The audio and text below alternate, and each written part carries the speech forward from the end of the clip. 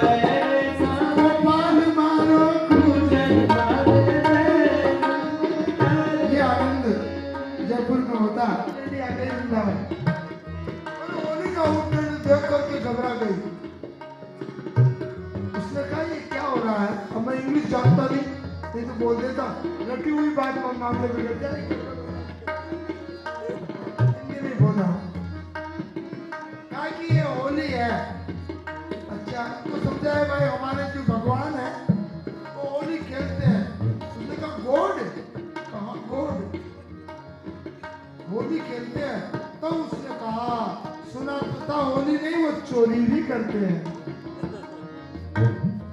भारत के भगवान चोरी ही करते हैं। ब्रजे वसंत मलवरीत चोर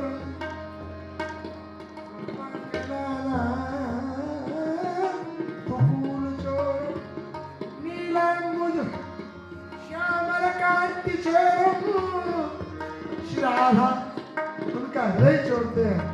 अनेक जन्म अर्जित पाप चोर। है कोई गॉड? ऐसा कोई गॉड है?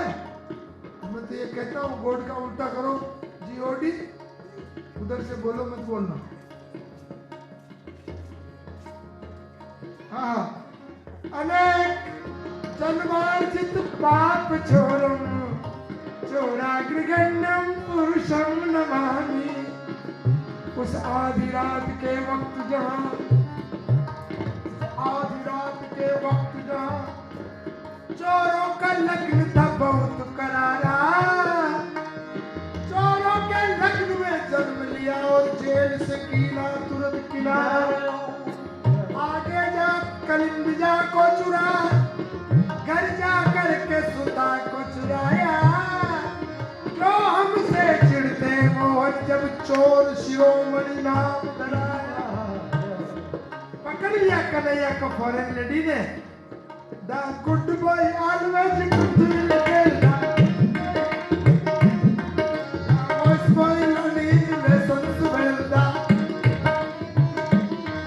अचानक समझा रही थी, एक पंजाबी स्त्री धर्मशाला से निकल के आई पानी भरने के लिए, और जो ही उड़ने में देखा वापिस भगी और कहने लगी, वो हिंदी नहीं जाने, पंजाबी में कह रही है, बादामी रंगी डाची काना मोरे उते पावदा मैं जिथे किथे जाती मेरे मगरू मगरू आमंगा में जिथे किथे जाती मेरे मगरू मगरू। उनकाला नुवेक साड़ा मन सर आमदा वो तो लेदा दान नहीं देदा मन पावदा। अरे जेड़ी सकी पट घट पर जाऊंगी, जेड़ी जाऊंगी जेड़ी लड़ कर आऊंगी, सर खाऊं ते गाला खाऊंगी। की गल दसा ये दिल दा कड़ा मैं पानी कैसे भरूं आगे नंदी का खड़ा। आई सकी घर सो चल के शीश पे गड़ा। मैं पानी कैसे भरूं आगे नंदी का खड़ा। टोक से चली गई, न हिंदी जाने न संस्कृत जाने न मारवाड़ी जाने, उर्दू में कहने लगी। सुनना, हमदम के लिए हमदम निकला। हमदम के लिए हमदम निकला। हमदम के लिए हमदम निकला। मरहम की कसम मरहम भी गए मरहम न मिला।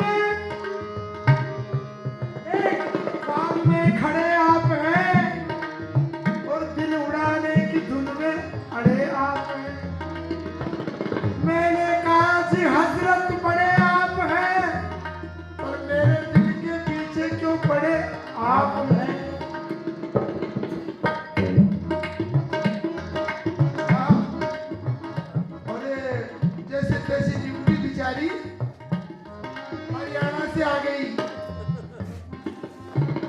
तो विलम्ब हो जाएगा। अपनी वाणी को विराम दूंगा। महाराज जी को पुनः प्रणाम करता हुआ और रघुनाथ को प्रणाम करता हुआ, सब संतों को प्रणाम करता हुआ आशीर्वचन दूंगा। और जैसा भी होगा ठाकुर जी से मैं प्रार्थना करता हूँ कि मंगलमय ये गद्दी अति उत्तरोत्तर उन्नति की तरफ जाए। महाराज जी का वर्चस्व जैसा है अनंत गुना बढ़ता रहे, ये रघुनाथ जी से प्रार्थना करता हूँ। श्री मानस को प्रणाम करता हुआ अपनी वाणी को विराम दूंगा। बोलो श्री सीताराम जी महाराज।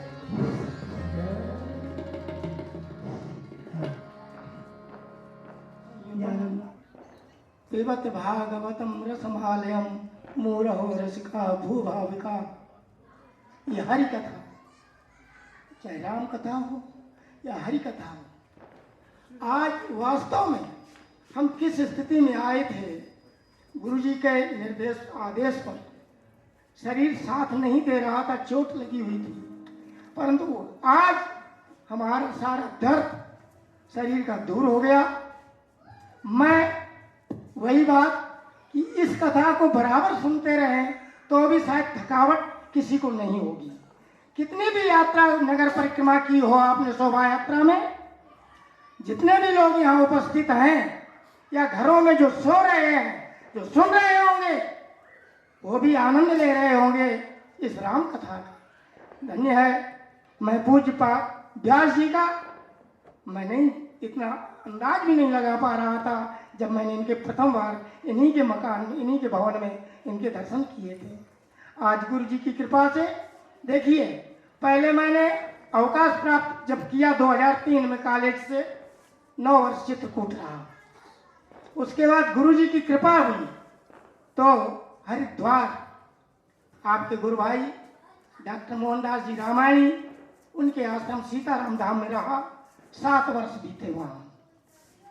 आपकी कृपा से जब आप यहाँ आए तो यहाँ अब जब तक है 4-10 दिन के लिए जाना, गृहस्थ है, बच्चे हैं, परिवार है, जाना पड़ता है। तो आज वही स्थिति है। कितना भी सुनिए, कितना भी मनन कीजिए, थकावट नहीं होगी। आम के फल का बात आती है, कितना भी चूसते रहो, उसे बार बार चूसने से भी, और चीज एक बार मुंह में दे ली, कोई फल दे लिया तो दोबारा मुंह में फल वो चीज नहीं खाई जाती। आम के रस को जब तक गुठली में जरा भी मिठास रहती है, आप बराबर उसे चूसते रहते हैं। ऐसे ही ये राम कथा, हरि कथा जो भी है वही है। आज मैं यूं तो इसके उपरांत मिलन, यूं तो इसके उपरांत मिलन होते ही रहेंगे, पुनः पुनः होगा स्मृतियों के पट पर अंकित यह आधुनिक मिलन, अंकित यह आधुनिक मिलन। इन्हीं शब्दों के साथ मैं ज्यादा समय न लेकर महाराज जी से, वेदांती जी से अनुरोध करूंगा कि वो आशीर्वचन देने की कृपा करें। मुझे क्षमा करें, मैं बोलने में असमर्थ हूँ और बोल भी क्या सकता हूँ। सूर्य के सामने ये दीपक क्या टिमटिमाएगा, क्या रोशनी देगा। प्रणमामि पुनः पुनः। वाञ्छा कल्पतरुभ्यश्च कृपा सिन्धुभ्येव च पतितानां पावनेभ्यो वैष्णवेभ्यो नमो नमः। सीतानाथ समारम्भां श्रीरामानन्दार्य मध्यमाम् अस्मदाचार्यपर्यन्तां वन्दे श्रीगुरुपरम्पराम्। वंदनीय व्यासपीठ श्री सर्वेश्वर रघुनाथ मंदिर के मठाधिपति पूज्य महाराज जी, पूज्य परिपूर्णानंद जी, पूज्य शास्त्री जी, पूज्य स्वामी जी, उपस्थित सभी भक्तवृंद, दो बार राम नाम कर रहे। सीताराम सीताराम सीताराम, जय सीताराम सीताराम सीताराम सीताराम सीताराम सीताराम, जय सीताराम सीताराम सीताराम सीताराम सीताराम सीताराम सीताराम सीताराम।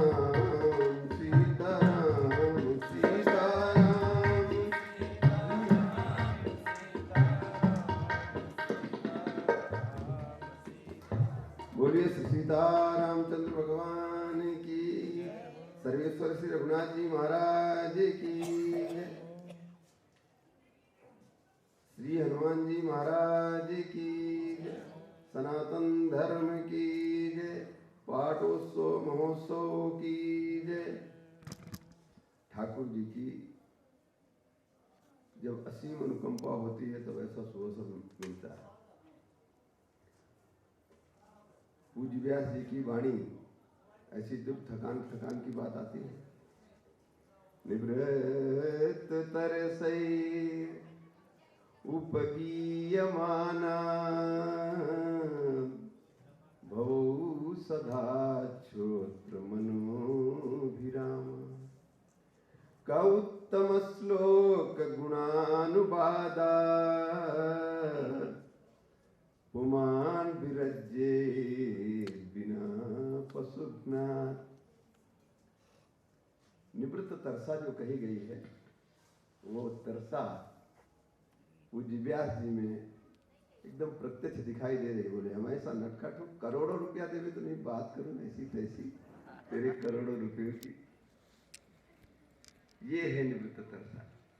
और फिर ऐसे महापुरुषों के द्वारा भगवान की तो कथा ऐसी मंगलमयी है, कोई भी सुनावे, कोई भी गावे, और भगवान की कथा में कटत महस्वा कटत कलेसवा हो नहीं। उनकी प्रयागदास जी, श्री प्रयागदास जी, प्रयागदास प्रहलादवा के कारण रघवा हो गए भगवा हो। क्या प्रहलादवा के कारण रघवा भगवा हो गयो हो। प्रयागदास जी कहते हैं बोलो रघवा भगवा। नरसिंह भगवान को भगवा बोल रहे हैं और हमारे श्री सर्वेश्वर रघुनाथ जी को रघवा। जैसे जो देहात में बोलते हैं ना, रामचंद्र को रामू, ऐसे कैसे नाम बिगाड़ करके कोई गरीब आदमी हो उसका बढ़िया हो तो उसका नहीं नाम बिगाड़ा जाता। और हमारे राम जी कितने बड़े हैं फिर भी उनका नाम भगत कैसे बोल रहे हैं और सुनने वाले कितने आनंद से सुनते हैं। तो ये तो हमारे राम जी की चरित्र ही ऐसे है। परंतु वो चरित्र निवृत्त तरसई उपगीयमाना। उपगीयमान जो है ना, उपगीयमान में हमको लग रहा है बिल्कुल उपगीयमान यहाँ से निकलता है। ओ पराब वाणी, क्या बात है व्यास जी महाराज, ऐसा जो है तो ऐसे जो उपगीयमान एकदम ठाकुर के सानिध्य में बैठ करके जब कोई गान करता है तो भैया वो कौन कौन उस वाणी को सुनते थकेगा? कसाई ही थक सकता है, बिना पशु ना।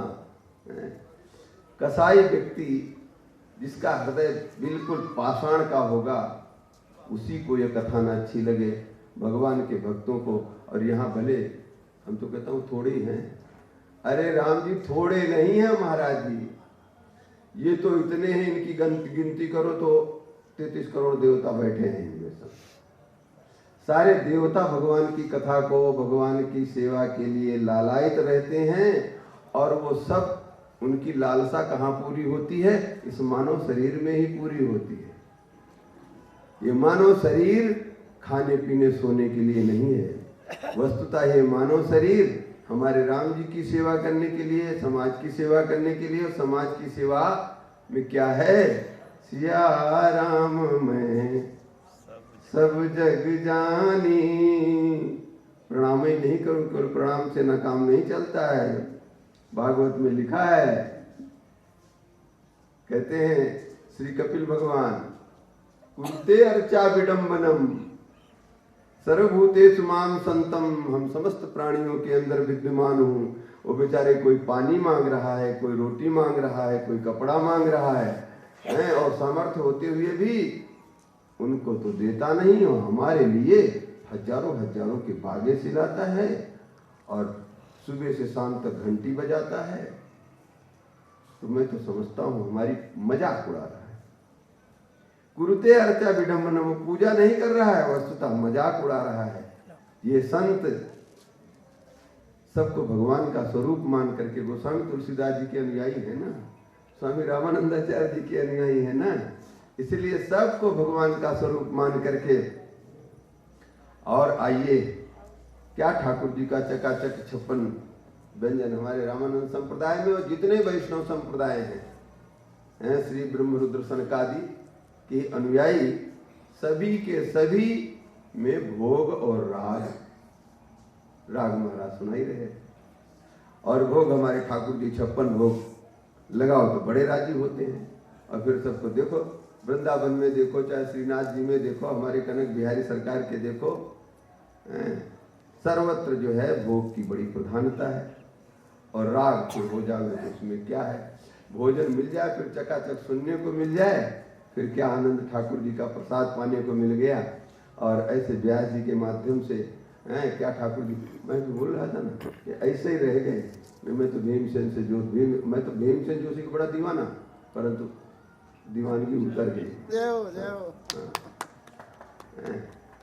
उनसे कहीं आगे होते, परंतु इन्होंने तो केवल वो चाह नहीं ना, चाह गई चिंता गई मनुआ बेपरवाह, जिनको कछु न चाहिए सोई शहंशाह।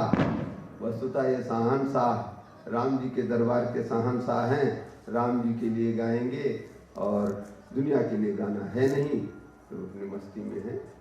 हमारे गवैया जो है सीताराम दास जी अयोध्या जी में, हमारा लखनऊ स्टेशन पे उनको पकड़ करके, और स्टेशन वो आप वाली रेलवे स्टेशन नहीं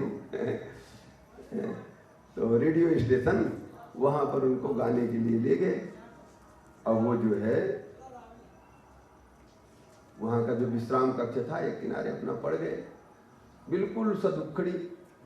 और समय आया तो किसी ने बोला जो बुला लो, वो गया, बोले वहाँ तो कोई है ही नहीं। जो बुलाने गया वो वहीं पड़े हैं, वो वही नहीं, उनके स्वरूप ऐसा था। वो बोले कोई नहीं है, कैसे नहीं है, वहीं होंगे। जय गए तो जा करके उसने कहा कि महाराज जी थोड़ा सा कपड़ा बढ़िया से इसमें से पहन लेते। अरे बोले हम कपड़ा हमारा देखेगा कि हमारा स्वर सुनेगा। अनूप जो लोटा भी उनको सुन करके दंग रह गया और ऐसे फक्कड़ रहते, ऐसे बिल्कुल कुछ नहीं। तो राम जी जब गए तो वहां पर तबलची को हुआ कि ये हमारे सामने क्या गाएगा। और फिर उन्होंने कहा अच्छा बेटा मैं तेरे को बताता हूँ। तो जो उस तबलची का शागिर्द था ये गवैयों का कला है, कितना बड़ा तबलची हो उसकी ऐसी तैसी कर देंगे। तो जो अपने अभिमान कर रहा था तो उसको तो जो है ऐसी ठेका देने को बेचारे लटपटा करके और ऐसे अधूरा रह जाए। अंतो गत्वा उन्होंने उसके सागर को गए हट तू बजा और उसको जो है बजवा लिया। तो भैया ये कहाँ से बात निकल गई। चलो अपने तो निवृत्त तरसे रूपगीय मानात बहु सदा छोत्र मनोभिरामात।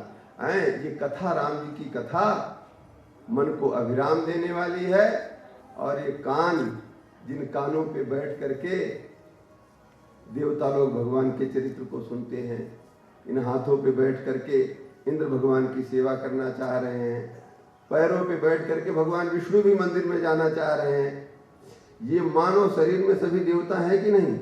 वो देवता भगवान की प्रत्यक्ष सेवा नहीं कर पाते हैं तो भैया वो आपके माध्यम से करना चाहते हैं।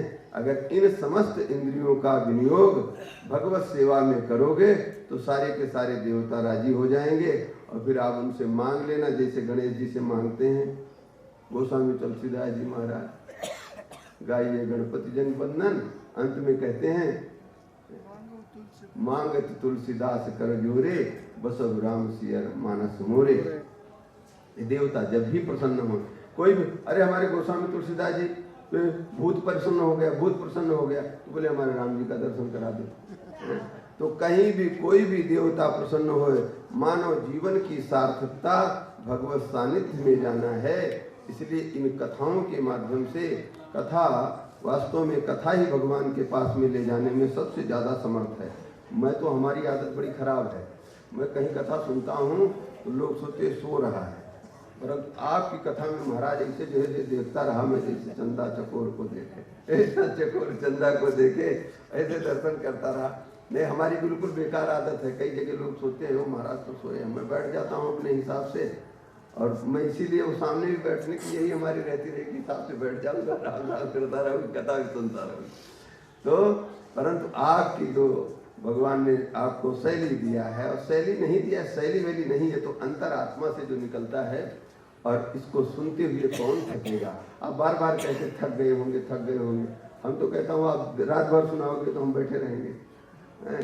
और कौन मन अधिकांश लोग ऐसी जो है सभी लोग, हाँ चलो श्री सीतारामचंद्र भगवान की जय। अब भाई अब हमारी में तो कोई दम है नहीं, इसलिए जो है दम वालों ने अपना विराम कर दिया तो हम बेदम क्यों फालतू बकबक करते रहें। हम भी अपनी वाणी को विराम करता हूँ। अब हमारे महाराज जी मंगल में आशीर्वचन प्रदान करेंगे और फिर वास्तव में जो थकान भी उतरेगी, सुबह कईयों को जाना है और ये सब काम होगा। तुम जो रोटी खा रहे हो पर्यटन की, ये पर्यटन हो रहा है रघुनाथ जी के कारण। अगर श्री रघुनाथ जी नहीं होते तो यहाँ पर क्या था, उजाड़ खाता था। रघुनाथ जी के कारण सारा सर्वत्र जो है आनंद है। इसलिए महाराज जी से निवेदन करूंगा, ये आज जो शोभा यात्रा निकली है, ये शोभा यात्रा इनको दिखाने का एक मौका था कि हमारे इस आश्रम में ऐसे महापुरुष पधारे हैं जिनके आते ही और चकाचक शोभा यात्रा निकली, सब नाच रहे हैं, झूम रहे हैं और मुखार उनके मुख से निकल रहा है। ऐसी तो शोभा यात्रा कभी देखा नहीं। अब मैं महाराज जी से प्रार्थना करूंगा, पूर्वाचार्य भी देखिए कथा करना बहुत अच्छा है, भगवान वैष्णव का जीवन ही कथा है, किंतु ये सर्वेश्वर भगवान भी आपकी कथा सुनना चाह रहे हैं, आपके मुखारबिंद से कथा सुनने के लिए आपको बुलाए हैं। इसलिए इन्हीं को खूब जचा करके सुनाया जाए। तो यहाँ जो आज ऐसी दिख रहे हैं ना दो चार, ये भी बाहर के लोग हैं, शायद यहाँ के नहीं। अगले आने वाले समय में यहाँ जगह नहीं मिले और आबू के लोग इतने जो है रघुनाथ जी के शरण में आ जाएं कि कथा सुन करके अपने को प्रतिकृत्य करें। ये केवल पर्यटन और पैसा, पर्यटन का पैसा बुद्धि खराब करेगा। वो पर्यटन करने कौन आते हैं? उन पटांग के पैसे वाले, और उनके पैसे से आप जो अपनी जीवन यात्री वो क्या जीविका चला रहे हैं, तो कहाँ रघुनाथ जी की तरफ मन मुड़ेगा। ये तो बड़ी कृपा होगी रघुनाथ जी की, तभी मन मुड़ेगा। और ये कृपा करने के लिए महाराज कृपालु पधारे हैं श्री सियाराम दास जी महाराज। और हमारी प्रार्थना स्वीकार किए, परंतु हमको तो महाराज बंद कर दिए, बोले अगले साल से तुम पाठोत्सव में मत आना, हमको मना कर दिया। ठाकुर जी की मर्जी। भाई देखो, जब खूब हो जाए ना तो हमारी बगीचे की आवश्यकता होगी तो आप देख लेना, दे जाना। अब अभी तो दक्षिणा दे दे करके भाई, अब दक्षिणा दे दिया तो चलो विदा हो। हमारी भी वृत्ति ऐसी है कि कहीं भी जा करके आश्रमों से जहां तक होता है दक्षिणा न लिया जाए, ये है। और महाराज जी बोले भेंट ले जाओ, ये तो रखे ही लियो। और रघुनाथ जी महाराज, जब अभी रघुनाथ जी के ऊपर कर्जा है, रघुनाथ जी महाराज तो सबका कर्जा उतारते हैं, परंतु इस मंदिर की व्यवस्थाओं ने और ये महाराज ऐसा स्थान, मैंने कहा महाराज देखिए इतने यहाँ पर आवास के स्थान स्थिति है, भोजन की स्थिति है, सब सारे। और जब कहीं आबू में, इस माउंट आबू में जब कहीं पर कोई ठहरने की व्यवस्था नहीं थी, तब से यहाँ पर सारा चकाचक ठहरने की व्यवस्था है, चकाचक भगवत प्रसाद की व्यवस्था है। तो अब इसको अग्रसर होगा और यहाँ पर खूब चकाचक हिसाब किताब होगा। इसलिए हमारा निवेदन है कि आप जो है हमको आने के लायक रखें तो बढ़िया बात है, नहीं तो फिर आपकी मर्जी। बोलो श्री सीतारामचंद्र भगवान की जय। महाराज जी अपने वचनों से आपको आप्लावित करेंगे। तो हमने थोड़ा ज़्यादा समय ले लिया, ज़्यादा क्या हमको अपनी बात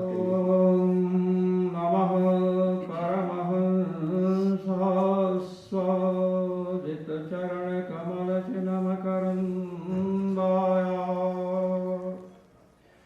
भक्त जन मानस निवासाय श्री रघुनाथाय श्री हनुमते नमः श्रीमद्गुरुभ्यो नमः समुपस्थितो साधुवृंदेभ्यो नमः। बोलिए श्री सर्वेश्वर रघुनाथ जी महाराज की जय। श्री हनुमान जी महाराज की जय। बोलो भाई सब संतों की जय। जय जय सीताराम।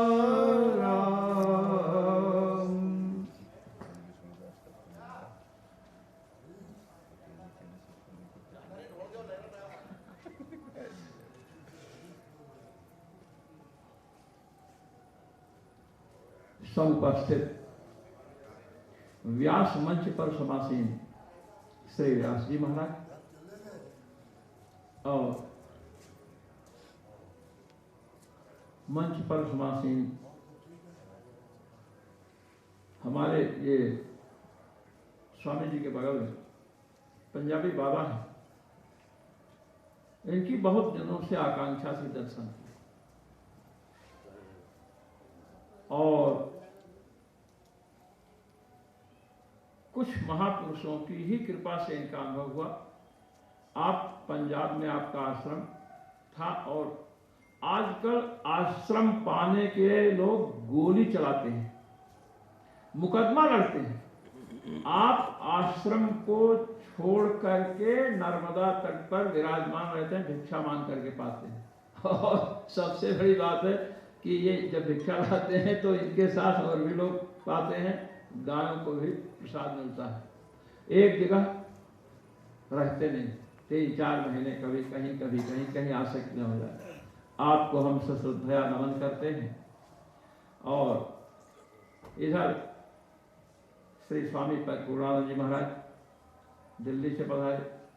आप श्री विद्या में दीक्षित हैं और साधना में लगे रहते हैं। ये हमारे बगल में हमारे परम शत्रु, ओ शत्रु नहीं मित्र हमारे परम मित्र वाले काल के सखा हैं श्री हरिशंकर दास जी महाराज वेदांती। आपसे इतनी घटना थी, वस्तुतः मैं एकांत को पसंद करता हूं, एकांत में ही हमारी प्रवृत्ति है। हमें बाल्यावस्था से ही ऐसे महापुरुषों का संग प्राप्त हुआ कि भगवान के प्रति अनुरक्ति हुई और बाह्य विषयों से विरक्ति हुई। श्री अवध में सरयू तट पर निवास करने वाले श्री सीताराम दास जी महाराज, शास्त्री जी महाराज परम सिद्ध संत थे, मजबरी मान करके पाते थे, हमारे श्री महाराज जी के गुरु भाई। और उनके श्वास श्वास से भगवान नाम का जप होता था। उनके चरणों में पहुंच करके रहस्य त्रय, तत्व त्रय और मतलब इन ग्रंथों का स्वाध्याय किया। हमारे यहाँ जो मंत्र प्रदान किया जाता है, जैसे राम मंत्र है, युगल मंत्र है, हम लोग तो कहते हैं श्री रामानंदाचार्य जी महाराज तो षडाक्षर मंत्र ही देते थे और परंपरा में यही था। युगल मंत्र रसिकों की परंपरा में और राम मंत्र जपने वाला रसिक ना हो ऐसी बात नहीं है। राम मंत्र का जो ध्यान है, जब हम मंत्र जप करना चाहते हैं तो उसके पूर्व में कुछ अंग होते हैं। जैसे हम वैदिक कर्म करते हैं, 10 पूर्णमास याद करते हैं, तो उसके कुछ पूर्व अंग है, कुछ उत्तरांग है। पंच प्रयाग, दशानुयाज, इनके बिना 10 पूर्णमास स्वर्ग की प्राप्ति नहीं करा सकता है, यह वैदिक सिद्धांत है। इसी प्रकार जो लोग केवल राम मंत्र जपते हैं, अंगन्यास, करन्यास, ऋष्यान्यास नहीं करते हैं, वो अंत में जाकर धोखा खा जाते हैं। मैंने अनेक साधकों को देखा है। तो महाराज श्री के पास हम लोग जाते थे और वो कहते थे कि यदि हम घर छोड़े हैं तो हमें यह चिंतन करना चाहिए कि हमने घर क्यों छोड़ा है। हमने घर छोड़ा है, यदि हम चिंतन करेंगे कि हमने भगवत प्राप्ति के लिए घर छोड़ा है, किसी आश्रम का मठाधीश बनने के लिए, महंत बनने के लिए, पुजारी बनने के लिए, अधिकारी बनने के लिए हमने घर नहीं छोड़ा है। और हम समझते हैं जो यहाँ पर हैं या कहीं पर भी हैं, सब लोग भगवान के लिए ही घर छोड़ते हैं। अब हम ये अनुसंधान करें और हमें भजन में प्रवृत्त होना चाहिए, और उसके लिए हमें मंत्र जप, कोई भी मंत्र जप करें उसके ऋषि का ज्ञान। ये जो हमारे जो ये आप देखिए नाखून है ना, ये मर्मस्थल है।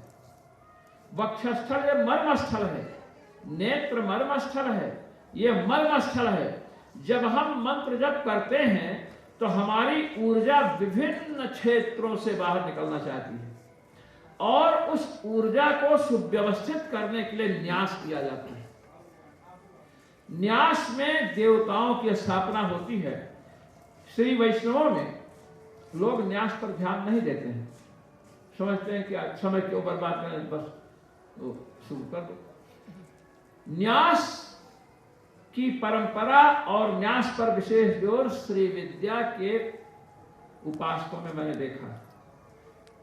और न्यास प्रिया भगवती ललितांबा जो है वो न्यास प्रिया है। हमारी परंपरा में राम रक्षा स्तोत्र का स्पर्श पाठ है, और हमारे अयोध्या में यह है, और ये गुप्त है। हमारे यहाँ न्यास पूर्वक पाठ होता है, शिरो में राघव पाठ, और न्यास पूर्वक पाठ करने से इसी से कुंडलिनी जागरण, चक्रों का वेदन और पूर्णता की प्राप्ति होती है। किंतु आज की स्थिति में हम उससे भटक गए, वंचित है कि हम चाहते ही नहीं। लोग बताने के लिए तत्पर हैं, किंतु योग्यता हो हम में तब न बतावें। शेरनी का दूध आप लोहे का बर्तन कितना ही मोटा क्यों न बनाकर रखो, उसे फाड़ करके नीचे चला जाएगा, नहीं रोक सकता है लोहा शेरनी के दूध को। और सोने का कितना ही पतला चद्दर क्यों ना हो, उसमें डाल दो तो उसका कुछ नहीं बिगड़ेगा। इसलिए हम किसी भी विद्या को प्राप्त करें उसके लिए हमें पात्र बनना चाहिए। यह विद्या तक ही सीमित नहीं है, ये पदों पर भी यही स्थिति है। यदि हम पात्र हैं और उस पात्र बनने के बाद किसी पद पर बैठाया जाता है तो हम अच्छा कार्य करेंगे।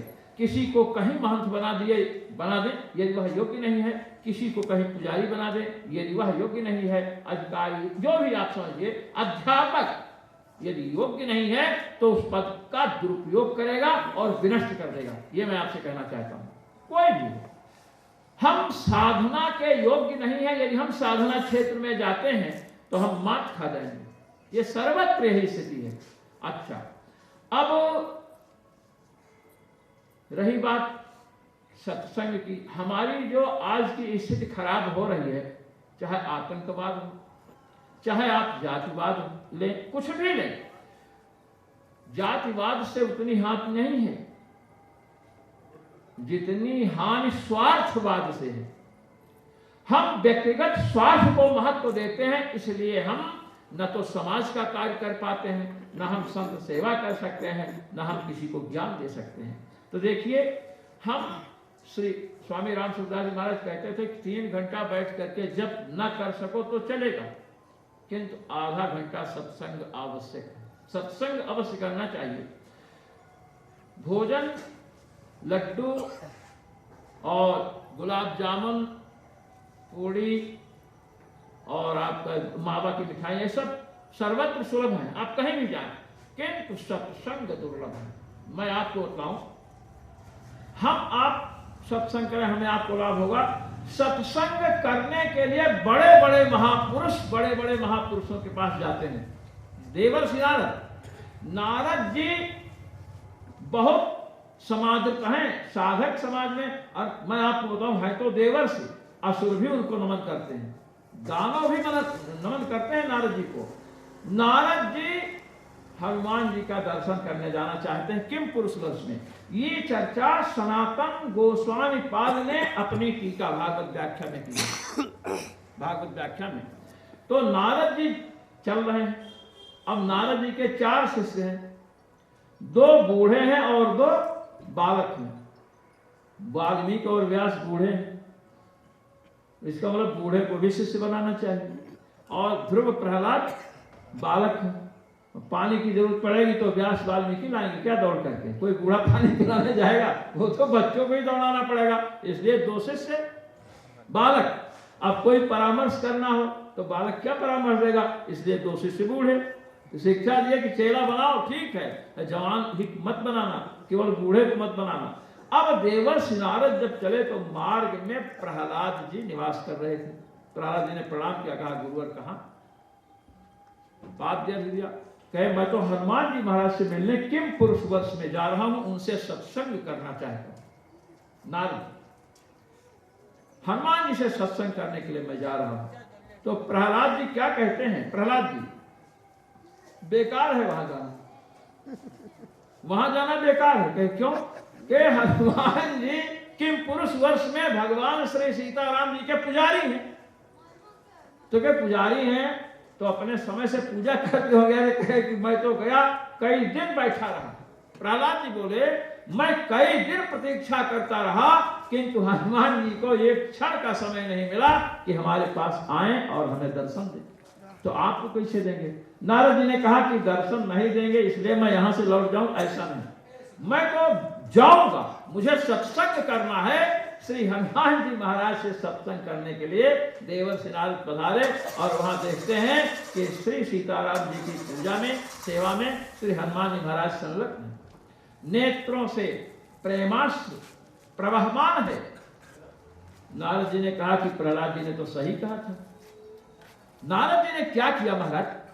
नारद जी जब वहां पहुंचे, हनुमान जी की इस स्थिति को देखे तो तुरंत श्री राम रघुवीर रघुत्तम इस प्रकार भगवत नाम का उच्चारण करना शुरू किया। हनुमान जी महाराज ने तुरंत भगवान श्री सीताराम जी को छोड़ा और कूद करके उछल करके आए और गले लगा लिए नारद जी को।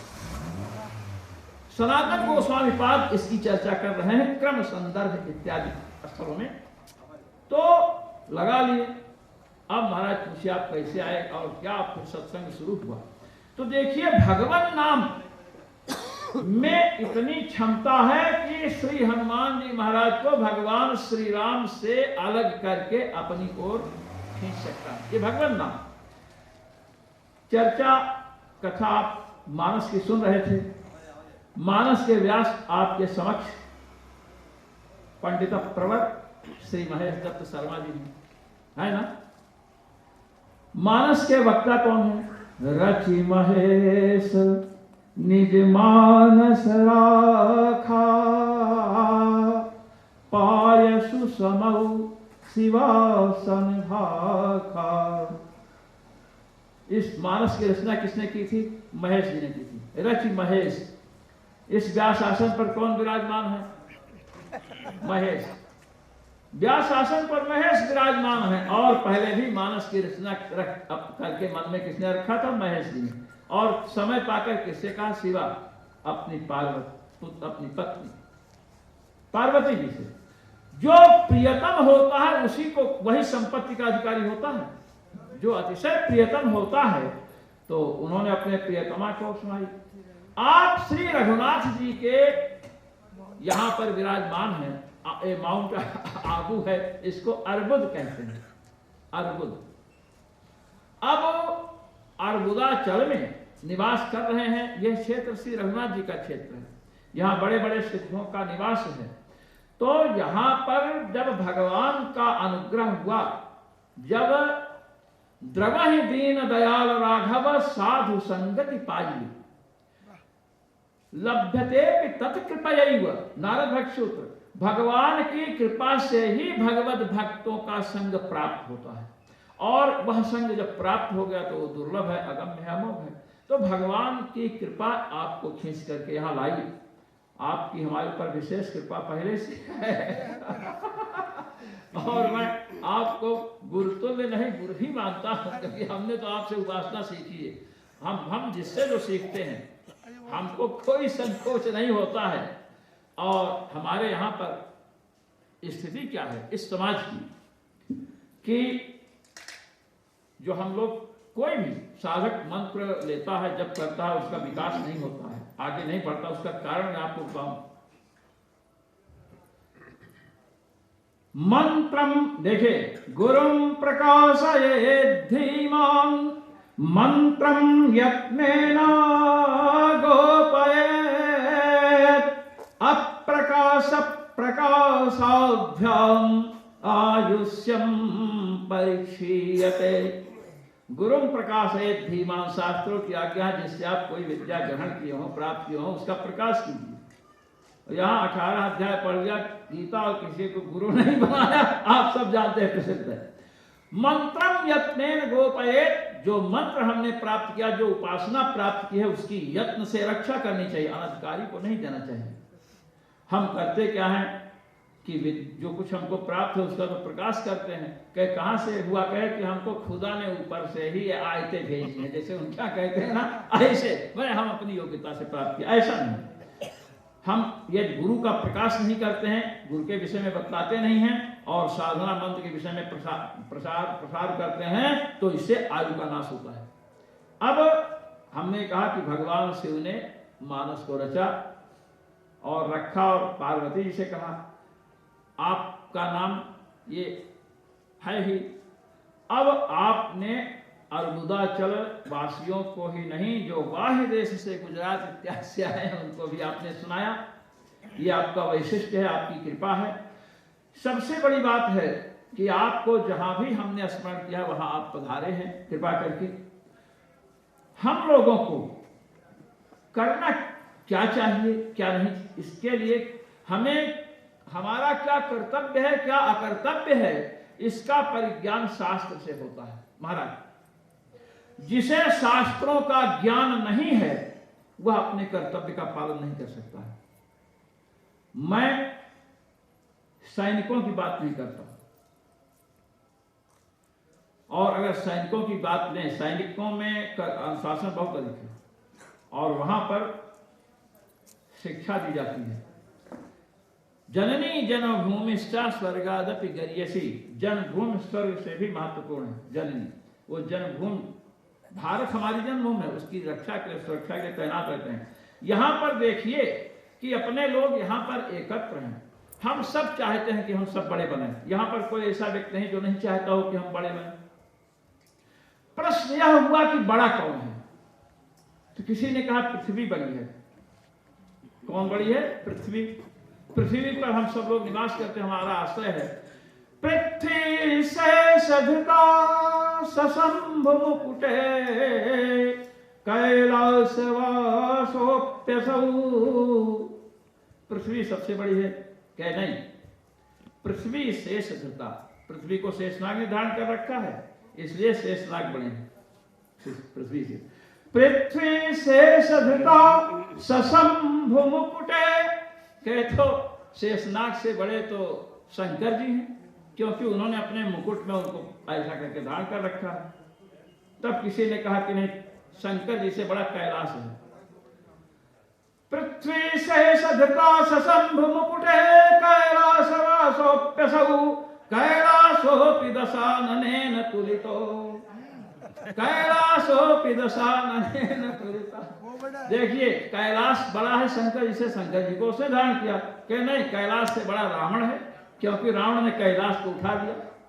रावण ने अब कैलासोऽपि दशाननेन तुलितो बद्धोप्यसौ बालिना। रावण को बाली ने बांध लिया, तो रावण से बड़ा तो बाली है। फिर कहते हैं बाली राघव विष्णुनायुधि हतो। बाली राघव विष्णुनायुधि हतो विष्णु सतां मानसे। तस्माद् विष्णु परायणाद् गुरुतरो नान्योस्ति लोकत्रये। कैलाश को रावण ने उठाया तो रावण बड़ा हो गया। रावण को बाली ने अपनी कांख में दबा लिया तो बाली बड़ा हो गया। कहे बाली को किसने मारा? बाली राघव विष्णुना युधि हता। बाली को श्री राम रूपी विष्णु ने, भगवान श्री राम ने मारा। तो कहे भगवान राम सबसे बड़े हुए। विष्णु सताम मानसे। भगवान जो है अपने भक्तों के मन में निवास करते हैं। राम मंत्र जपते हैं, नारायण मंत्र जपते हैं, तो भगवान का चिंतन करते हैं मन से, तो भगवान मन में निवास करते हैं। इसलिए भक्तों ने भगवान को अपने मन में धारण कर लिया, इसलिए भक्त सबसे बड़े हैं। तो हमें भक्त बनना चाहिए। और भक्त जो नहीं होगा वह राष्ट्र की सेवा भी नहीं कर सकता है। बताइए, राष्ट्र भक्ति चाहिए राष्ट्र सेवा के लिए ना? राष्ट्र भक्ति हमें चाहिए तो भी हमें भक्त बनना पड़ेगा। माता पिता की सेवा हमें करनी है तो मातृभक्ति पितृभक्ति चाहिए। इस प्रकार यदि देखा जाए तो भक्ति के बिना किसी का भी जीवन अपने लक्ष्य के प्राप्ति में सक्षम नहीं है। इसलिए हमें भक्त बनना चाहिए। और हम भक्त तब बन सकते हैं जब हमें सत्संग का लाभ होगा। यदि सत्संग का लाभ नहीं होगा तो हम भक्त नहीं बन सकते हैं, हम अपने लक्ष्य से वंचित हो जाएंगे। इसी उद्देश्य से यहाँ पर लोगों के बार बार कहने के बावजूद लोग कहे कि यहाँ कोई आता नहीं कथा सुनने, ऐसा नहीं वैसा नहीं। हमने कहा हम तो सत्संग के लिए आहूत करेंगे। और इसका परिणाम यह हुआ कि यहाँ पर लोग आए। हम कथा की सफलता भीड़ से नहीं मानते हैं, पहले तो हमें ये समझ लेना चाहिए। भीड़ हो तो कथा की सफलता होगी ऐसा नहीं। बड़े बड़े नेताओं के मतलब जब उनका कार्यक्रम होता बहुत भीड़ होती है तो वहां कथा की सफलता तो नहीं मानी जाएगी। हमारी कथा से किसी एक व्यक्ति के जीवन में किंचित सुधार हो जाए तो हम समझते हैं कि हमारी कथा सफल है। यह है सफलता की निशानी। कथा की सफलता है भगवत प्राप्ति कराने में। कथा की सफलता भीड़ जुटाने में नहीं है। कहीं भी आप शास्त्र को लीजिए, सनक सनंदन सनातन सनत कुमार 4 भाई हैं और चारों कथावाचक हैं और उनके श्रोता वही 4 हैं। चारों में एक कथा कहेगा 3 सुनने वाला है। बताइए वहां भीड़ नहीं तो क्या उनकी कथा सफल नहीं है? मैं पूछता हूं जो कहते हैं भीड़ से कथा की सफलता होती है।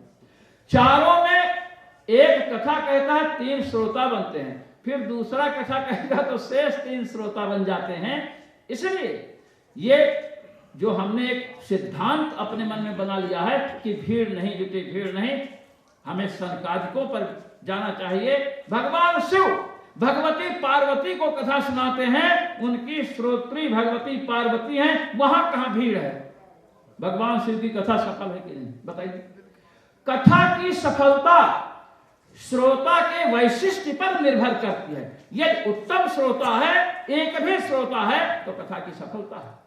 और लाखों की भीड़ है और उनमें पात्रता नहीं कथा सुनने की, तो महाराज पैसा मिल जाएगा, वहां प्रतिष्ठा भी मिल जाएगी, किंतु कथा का जो फल है वो नहीं मिल सकता है।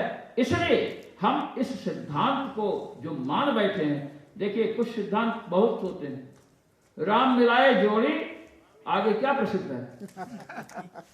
एक अंधा एक कोढ़ी, सब जानते हैं ना? नहीं, हम लोग ट्रेन में जा रहे थे, एक अंधा बैठा था, तो एक ने व्यंग किया, मैं भी वही था, वो कहा कि राम मिलाए जोड़ी, एक अंधा एक कोढ़ी, वो अंधा बिगड़ गया। कहा ये क्या कहते हो? राम जी जब जोड़ी मिलाएंगे तो अंधा और कोढ़ी की क्या जोड़ी है बताओ? मैंने कहा बात तो सही कह रहा हूं। तो उसने पूछा तो क्या है? उसने कहा राम मिलाए जोड़ी, एक घोड़ा एक घोड़ी। अब देखिए जोड़ी मिल रहे नहीं। उसने कहा राम मिलाए जोड़ी, एक घोड़ा एक घोड़ी। तब से मैंने यही कहना शुरू कर दिया, हमने कहा वस्तुतः गलत है, भगवान जोड़ी मिलाएंगे तो अंधा कोढ़ी की क्या जोड़ी है? जोड़ी तो घोड़ा घोड़ी की है। तो हमें अपने जो सिद्धांत हमारे शास्त्र से विरुद्ध हैं, उनको हमें त्यागना चाहिए, हमें कथा सुननी चाहिए। जिस समय आरएसएस की स्थापना हुई, हेड गवार जी केवल 50 आदमी उनके पास थे, और नेहरू जी और गांधी जी कोई मिले और कहे कि आप भारत में क्या करेंगे, आपके पास 50 आदमी। आज आरएसएस पूरे विश्व में व्याप्त है। हम कथा सत्संग रखें, कुछ सुनेंगे, कुछ में सुधार होगा, वो दूसरों का सुधार करेंगे। इस प्रकार हम भारत का सुधार कर सकते हैं। हमें अपनी भावना नहीं गिरानी चाहिए, हमें आपत्तियों से घबरा करके अपने लक्ष्य के लिए जो चले हैं उससे लौटना नहीं चाहिए। इसीलिए आप सब, आपकी कृपा से आप सबने कृपा की, और ये श्री अतुल जी है हमारे गुरु भाई हैं। अब इन्होंने यहाँ पर आज की शोभा यात्रा का श्रेय इन्हें। आज की जो शोभा यात्रा इतने मिले, इन्होंने बहुत प्रयास किया। मैं आपको बताऊं, यहाँ पर नगर पालिका के अध्यक्ष जीतू राणा जी और भी लोगों से ये भ्रमण के लिए गए, किसी से मिलने नहीं गए थे, वहां लोग मिले और ऐसे ऐसे करके यहाँ पर लोग आए। और आप तो सब देखे ही हैं, यहाँ लोगों ने कमेंट की है कि ऐसी भव्य शोभा यात्रा कभी नहीं निकली। यही की बात नहीं, मैं आपको कह रहा हूँ, ये मत अपने रघुनाथ मंदिर पर कोई आक्षेप नहीं, इतनी बड़ी शोभा यात्रा, भव्य शोभा यात्रा कभी आबू में देखी नहीं। ये लोगों की कमेंट। हम लोगों ने क्या किया? हम लोगों का यही उद्देश्य था कि श्री रघुनाथ जी से लोग जुड़े। जो जुड़े हुए हैं वो तो ठीक है, जो नहीं जुड़े हुए हैं वे भी जुड़े। और ये श्री राधा कृष्णदास जी महाराज इसमें प्रमाण है, श्री मौनी जी महाराज सब लोग हैं। हमने पत्रिका को जन जन में पहुंचाने के लिए बार बार लोगों से प्रार्थना की है और सबने प्रयास किया। उधर से जो है मुरलीदास जी महाराज, उधर से श्री मौनी जी महाराज, और ये ललित दास जी महाराज जो हैं, ये मौनी जी महाराज के द्वारा पत्रिका भेजी गई दवाएं। क्यों? ये आप विचार कीजिए कि लोगों ने प्रयास किया, तो प्रयास करने पर तो लोग जुड़ेंगे, और बहुत कुछ मैंने उससे हुआ, आप देख रहे हैं। तो हम आगे बढ़ रहे हैं, हम सबका सम्मान करते हैं, जो भी हमारे यहाँ पधारे हैं सबको नमन करते हैं। व्यवस्था में कोई त्रुटि है, हुई हो ही जाती है त्रुटि, उसके लिए हम क्षमा याचना करते हैं। और हम ये कहते हैं कि आप लोग पुनः पधारें, जो लोग जाएं वो पुनः पधारें, और जो आए हैं वो जाएं नहीं, ये मेरी प्रार्थना है आपसे। हाँ भाई। अब रही श्री हरिशंकर दास जी महाराज वेदांती जी की, इन्होंने कहा कि हमारा तो आना ही बंद कर दिया। हम ये देखिए, ये कुछ द्रव्य निकल गया। सबसे बड़ी बात है भगवान श्री रघुनाथ जी की ओर से हमारे यहाँ जैसे ये लगाए हैं, ये मंच जो लगाए यहाँ, और जो भी है, हमने कहा श्री रघुनाथ जी के तरफ से जो भी प्रसाद मिले आप लोग स्वीकार कर लीजिए। उन्होंने मंच लगा दिया, जो पैसा निश्चित पहले किया था उसी के अंतर्गत राधा कृष्णदास महाराज ने कहा कि वो इसी में लगा दें, तो हम तो कहते हैं नहीं मत लगाइए। उन्होंने कहा नहीं, इसी में लगा देंगे तो बहुत अच्छी बात है। उन्होंने स्वीकार किया। ये मंच जो है, जो पैसा यहाँ मंच नहीं वहां पर लगने पर था, उन्होंने उसी के अंदर लगा दिया। हम उनको बार बार धन्यवाद देते हैं। और जो लोग यहाँ पर मैं देखा हूँ, यहाँ पर हमारे यहाँ जो भी लोग हैं, जैसे राजकुमार जी हैं, इधर शांतिनाथ जी हैं, और उधर ये मौनी जी महाराज, मुरलीदास महाराज, जो भी लोग यहाँ पर विशेष लगे हुए थे, दिन रात लगे हुए थे महाराज, मैं इसमें प्रमाण हूँ। 3-3 बजे तक यहाँ लगे थे, किसी प्रकार कुछ हो जाए, निर्माण हो रहा था। तो इनको हम बार बार धन्यवाद देते हैं। और सबसे बड़ी बात यह है कि हमारे जो ट्रस्टीगण हैं, मैंने देखा है कई जगह ट्रस्टी लोग हमेशा महंत को दबाते हैं और मंदिर के पैसे को खाने का प्रयास करते हैं। प्रायः ये विवाद चलता है। आप सब इससे वो नहीं है, हम सबकी बात नहीं करते, प्रायः की बात कर रहे हैं। यहाँ पर हमारे ट्रस्टीगण में श्री बिहानी जी हैं, श्री पटेल साहब हैं वहाँ से, और श्री त्रिवेदी जी हैं। इन्होंने महाराज इस प्रकार से सहयोग किया। यहाँ आप जो देख रहे हैं संगमरमर, तो उस घड़ी से हम काम लेते नहीं। हम यंत्र हैं तो हमें ऐसे ही होना चाहिए कि हम सही होने का प्रयास करें। तो इससे होगा क्या कि हमसे रघुनाथ जी कार्य लेंगे। इस प्रकार आप सबको नमन करता हुआ और कोट कोट धन्यवाद देता हुआ, सबको प्रणाम करता हुआ आशीर्वाद तो आपका ही चाहिए और सभी महापुरुषों को चाहिए। तो हम अपनी वाणी को विराम देते हैं और आज से ही हम अगले पाठोत्सव के लिए आप सबको आमंत्रित करते हैं। जय श्री राम। रघुनाथ जी महाराज की श्री सीता सुजायतः श्रोत्रागवायुश्च प्राणश्च मुखगौरं करुणावतारं संसारसारं भुजगेन्द्रहारं सदा वसन्तं हृदयारविन्दे भवं भवानी सहितं नमामि। त्वमेव माता च पिता त्वमेव बन्धु च सखा त्वमेव विद्या द्रविणं त्वमेव सर्वं मम देव देवः। ज्वालामालिनी नमः। रत्नेश्वरी नमो नमः। हरिः ओम्। मधौ शान्तिरन्तरिक्षकुं शान्तिः पृथिवी शान्तिराप शान्तिरोषधयः शान्तिः वनस्पतयः शान्तिर्देवाः शान्ति ब्रह्म शान्ति। पुष्पांजलि अर्पण करो मेरे नाथ करो स्वीकार। हनुमान जी महाराज की, सद्गुरुदेव भगवान की, सभी संतों की।